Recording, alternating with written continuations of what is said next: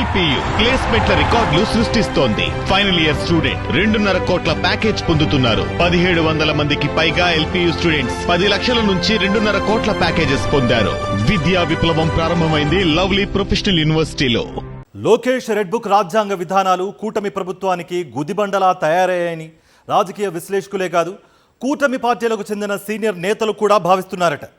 ఎన్నికల వరకు నువ్వా నేనా అన్నట్టుగా ఉండే నేతలు అధికారంలోకి వచ్చిన తర్వాత పాలన గురించి ఆలోచించాలి కానీ రాజకీయ కక్ష సాధింపులపై ఫోకస్ పెట్టడం సరైన పద్ధతి కాదని టీడీపీ సీనియర్లు కూడా అభిప్రాయపడుతున్నారన్న సమాచారం అందుతోంది.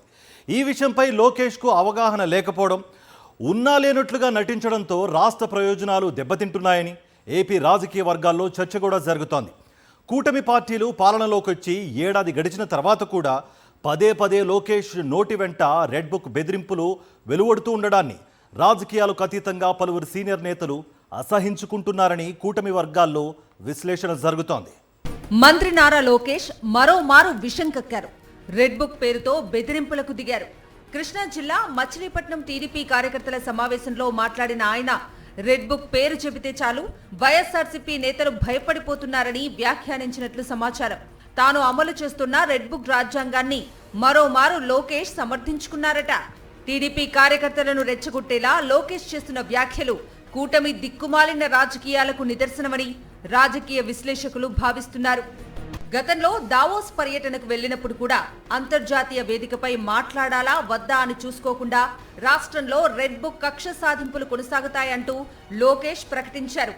పార్టీ కార్యకర్తలను అనుచరులను రెచ్చగొట్టడానికి రాష్ట్ర ప్రయోజనాలను కూడా పట్టించుకోకుండా లోకేష్ మాట్లాడటం అప్పట్లో చర్చనీయాంశంగా మారింది. సందర్భం సమయం లేకుండా లోకేష్ పదే పదే చేస్తున్న బెదిరింపుల్లో ప్రధానమైనవి రెడ్ బుక్ బెదిరింపులు. మంత్రి అయినప్పటి నుంచి ఆయన తీరు, చేష్టలు వివాదాస్పదంగా మారాయి.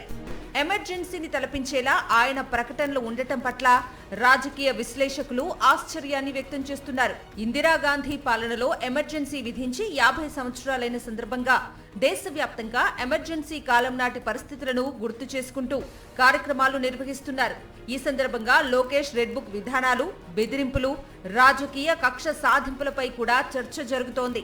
రెడ్ బుక్ అనేది తానే కనిపెట్టారని, తన ఆదేశాల మేరకే రెడ్ బుక్ విధానాలు అమలవుతున్నాయని, తానే దానికి ఆద్యుడను బాధ్యుడను, ఎవరిని వదిలిపెట్టం అంటూ లోకేష్ చేస్తున్న వ్యాఖ్యలపై కూటమి పార్టీలకు చెందిన సీనియర్ నేతలు మండిపడుతున్నట్లు సమాచారం. లోకేష్ అపరిపక్వ విధానాలపై బయటకు మాట్లాడితే ఆయనతో పాటు చంద్రబాబు ఆగ్రహావేశాలకు గురి కావాల్సి వస్తుందేమోననే భయంతో చాలా మంది నేతలు రెడ్ బుక్ దరిద్రం గురించి మాట్లాడటం లేదని కూటమి నేతల్లో చర్చ జరుగుతోందట. ఒకవైపు విమర్శలు బెల్లువెత్తుతున్నా, సీనియర్లలో ఆందోళన పెరుగుతున్నా లోకేష్ కు ఆ మేరకు సమాచారం ఉన్నప్పటికీ వాటిని ఆయన పట్టించుకోవటం లేదట.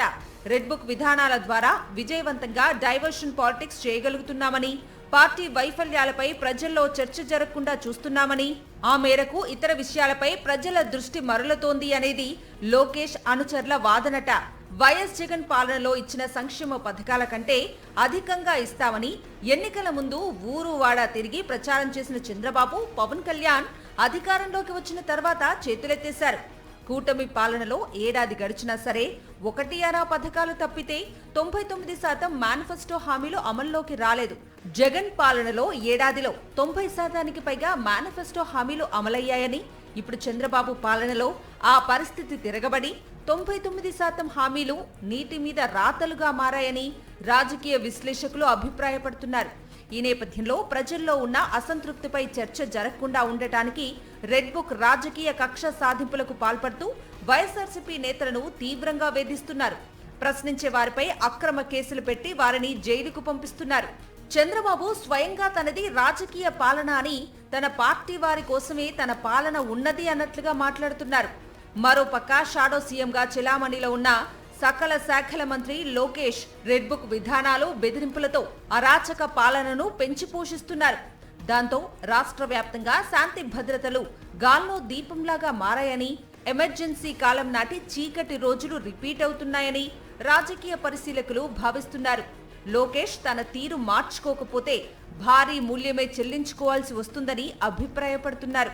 పాలన చేతకాకపోవటం వల్లనే పాలకుల్లో హింసాత్మక విధానాలు పెరిగిపోతాయని అంటున్నారు. దీనికి లోకేష్ బాబు తీరే నిదర్శనమని భావిస్తున్నారు.